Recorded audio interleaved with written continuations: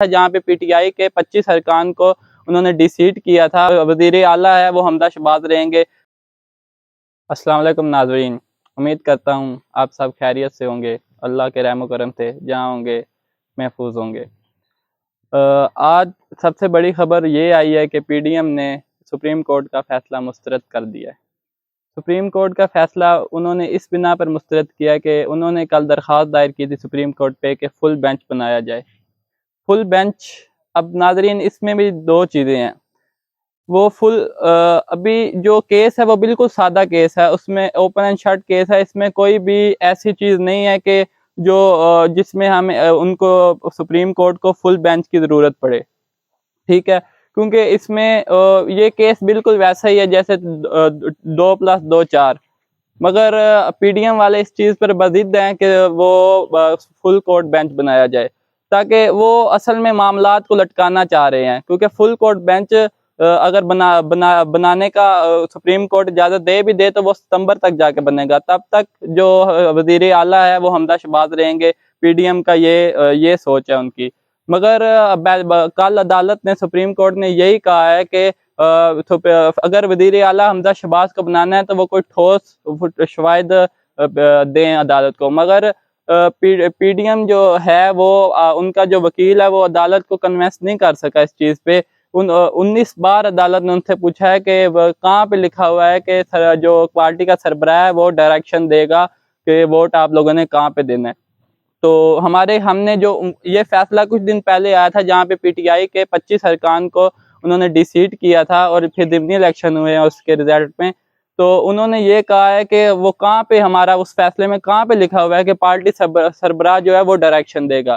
तो जो वो फैसला था आर्टिकल 63 एक पैराग्राफ, जिसमें उन्होंने पार्लिमानी कमेटी जो है, पार्लिमानी पार्टी है, उसको ये इख्तियार दिया है कि वो अपने जो अरकान हैं उनको डायरेक्शन दे के वो वोट कहाँ पर दें। उन्होंने कोई पार्टी सरबराह के पास ये इख्तियार नहीं था। जब पीटीआई का मामला आया तभी महमूद रशीद उनके जो थे पार्लिमानी वो लीडर थे, उन्होंने ही खत लिखा था अपने अरकान को कि वोट जो है परवेज लाई को दे, मगर उन्होंने हमजा शहबाज को वोट दिया, जिस वजह से वो डिसीट हो गए और उनके जो वो वोट थे वो मुस्तरद कर दिए गए थे।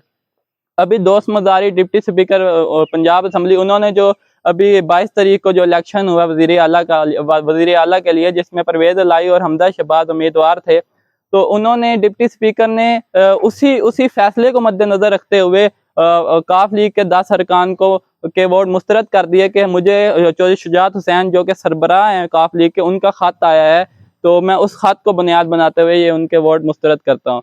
मगर देखा जाए तो ये बात सुप्रीम कोर्ट के फैसले में कहीं नहीं थी। कल सुप्रीम कोर्ट ने 19 बार, चीफ जस्टिस उमर अता बंदयाल साहब ने 19 बार ये पूछा है वकील से पीडीएम के, मगर वो इसका जवाब नहीं दे सके, और उनका सिर्फ यही थी कि फुल कोर्ट बेंच बनाया जाए। अब देखें नाज़रीन, फुल कोर्ट बेंच जो है उसमें वो इसलिए नहीं बनाया जा सकता अभी फिलहाल क्योंकि जो अदालतों में छुट्टियां, और जो जजेस वगैरह हैं वो ज्यादातर तो बाहर के मुल्क गए, बैरून मुल्क गए हुए हैं। उनको सबको आते आते, मतलब अगर फुल कोर्ट बेंच बने तो ये सितंबर तक मामला चला जाएगा और काफी लटका दिया जाएगा।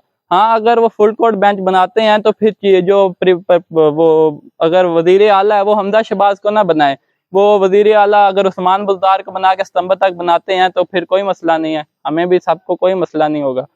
मगर यह है कि पीडीएम यही चाहती है कि जो वजीर आला है वो हमदा शहबाज ही रहें, क्योंकि उनको पता है अगर पंजाब में हुकूमत ना रही तो वफाकी हुकूमत का कोई फ़ायदा नहीं, और ये पाकिस्तानी तारीख की पहली हुकूमत ही होगी जिसकी किसी सूबे में कोई मतलब हुकूमत नहीं होगी।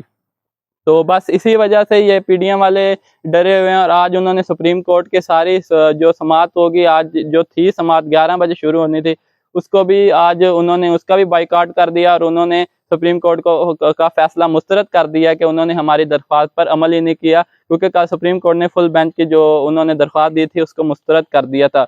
और जहाँ तक बात है सुप्रीम कोर्ट ये मामला क्यों लटका रहा है, वो इसीलिए लटका रहा है कि वो कोई चीज़ अपने ऊपर नहीं लेना चाहता। हालांकि अगर देखा जाए तो मरीम नवाज का जो मीडिया सेल है वो बहुत ज़्यादा प्रेशर बिल्ड करने की कोशिश कर रहा है सुप्रीम कोर्ट के जजेस पे, उनकी किरदार कशी की जा रही है, और उसके अलावा मतलब ट्रेंड चलाया जा रहा है सोशल मीडिया पे, ट्विटर पे, तो ऐसे लोग सुप्रीम कोर्ट के जजेस के खिलाफ बोल रहे हैं जिनको मरियम नवाज जो हैं वो खुद फॉलो कर रही हैं। जो अकाउंटों को मरियम नवाज फॉलो कर रही हैं वही अकाउंट जो हैं वो सुप्रीम कोर्ट के जजेस के खिलाफ बोलते हैं।